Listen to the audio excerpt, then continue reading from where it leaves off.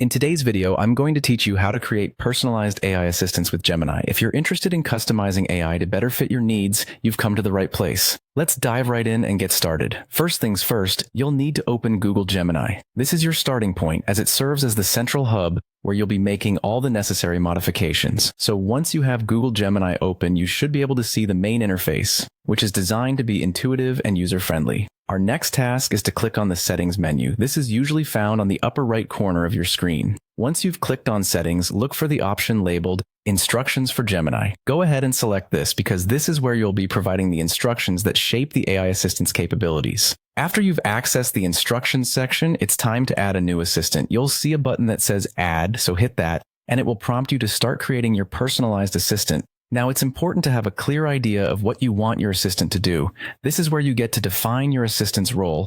Think about what tasks and functions you want your assistant to handle.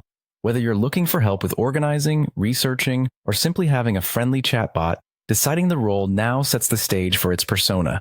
Speaking of personas, it's time to create that persona and the behavioral instructions that go with it. Consider this the personality of your assistant. Do you want it to be formal, cheerful, or inquisitive? Craft specific instructions that outline this behavior, as it will shape the interaction experience with your AI. Once you've mapped out the persona, you'll need to customize the responses.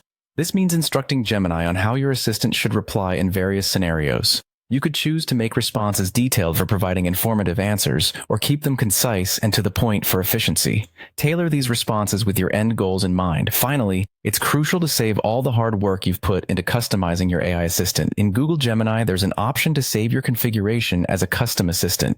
Clicking this will ensure that all the settings, persona, and responses you've created are stored and ready for use whenever you need them.